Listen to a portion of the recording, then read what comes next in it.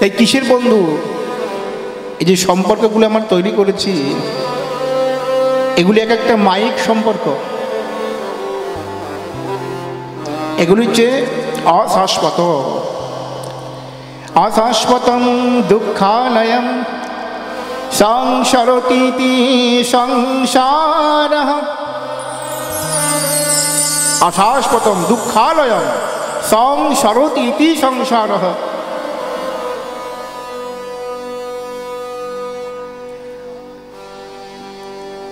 এই জগৎটা অশাশ্বত। অশাশ্বত মানে নিয়ত পরিবর্তনশীল। আজকে যা দেখছি গতকাল সেগুলো এরকম ছিল না, আগামী দিনেও এগুলো এরকম থাকবে না, প্রতিনিয়ত পরিবর্তনশীল। দুঃখালয়ম, এই সংসার হচ্ছে দুঃখের আলয়, মানে দুঃখের ঘর।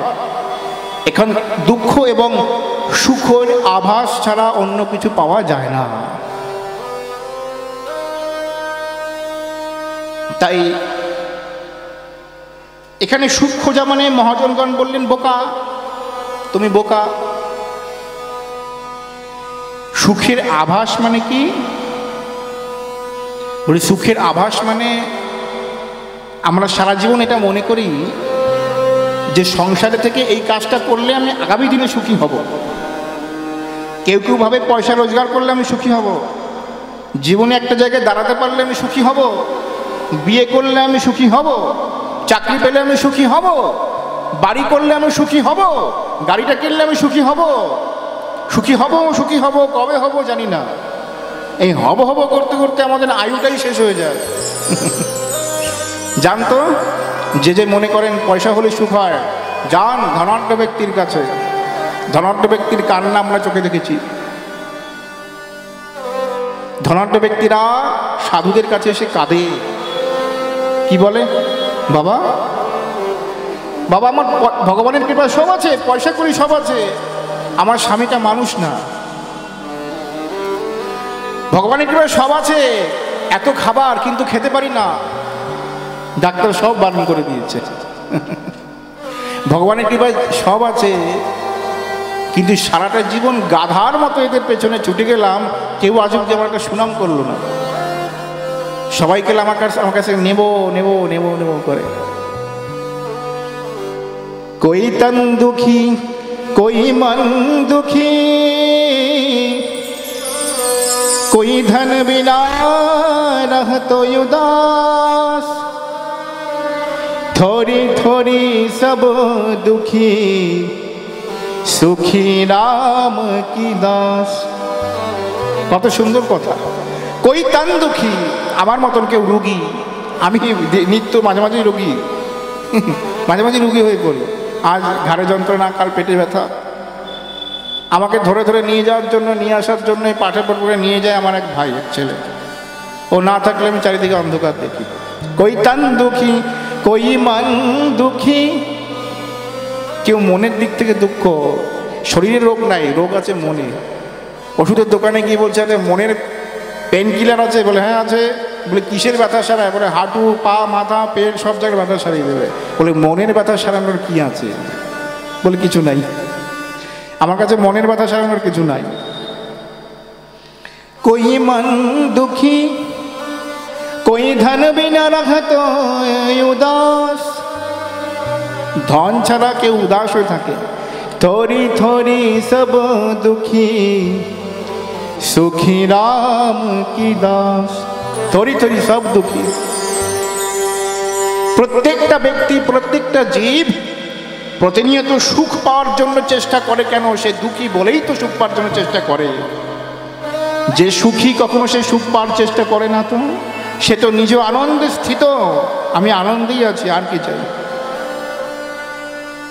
তাই দুঃখই হচ্ছে এই সংসারের প্রকৃত সত্য। এই সংসারের নাম শাস্ত্র বলছে দুঃখালয়ম। অশাশ্বতম দুঃখালয়ম সংসরতি, সং বস্তু, মিথ্যা নাটক। যা ধরতে যাচ্ছি আর আমাকে সরে সরে সরে চলে যাচ্ছে। ধরতে যাচ্ছি সুখের পেছনে।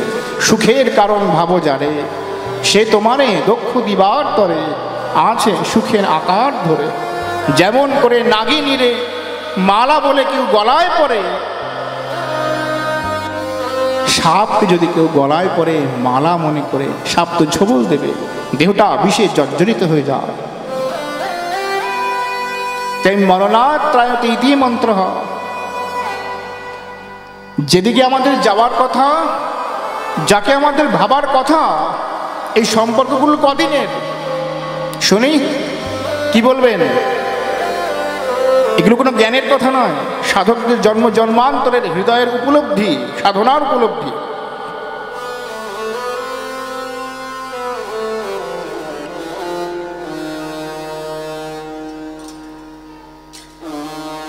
যে সম্পর্কগুলো আমরা তৈরি করেছি কদিন টিকবে? একদিন, দুদিন, 7 দিন, 1 মাস, 1 বছর, 10 বছর, 20 বছর? সর্বোপরি যতদিন দেহে প্রাণটা থাকবে, তারপরে সম্পর্ক থাকবে। কে কারকে, কে কার বাপ, কে কার মা, কে কার বউ, কে কার স্বামী, কে কার ছেলে, কে কার পিতা, কে কার বন্ধু, কে কার বান্ধব, এটাই হচ্ছে পরিণতি।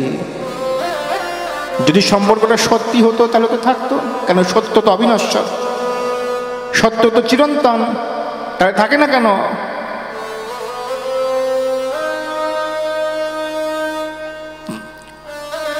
প্রাণ হারিয়েছেন সদ্য বিবাহিত এক পুরুষ,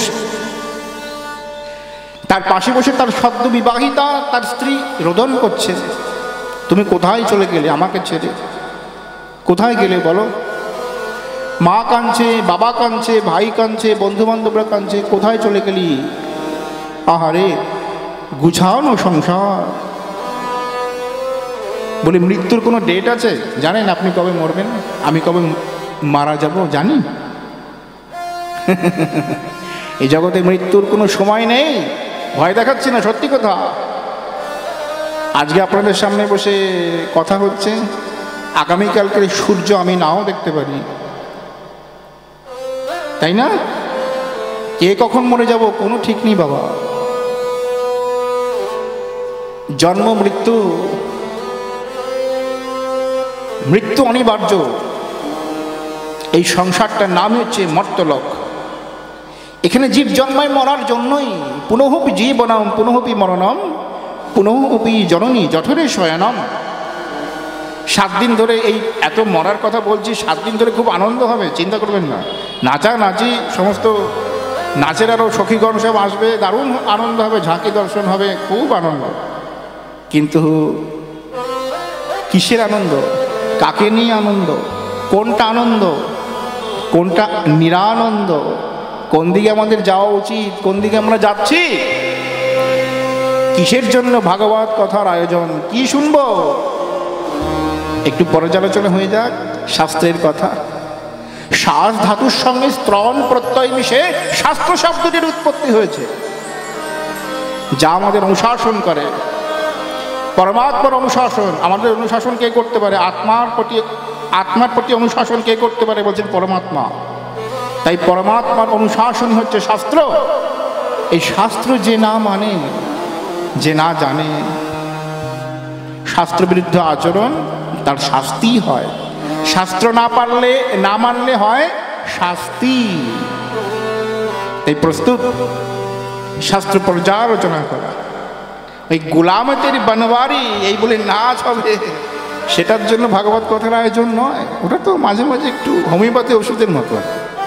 ডাক্তার দিচ্ছে হোমিওপ্যাথি ওষুধ খাওয়া, বলে হ্যাঁ ভালো লাগে না, তেতো, বলে যাও এই যে বড়ি, এর মধ্যে চুষে চুষে খাও, মিষ্টি মিষ্টি লাগবে। তাই ওষুধও খাচ্ছে, একটু মিষ্টিও লাগছে, তাই মাঝে মাঝে একটু আনন্দ।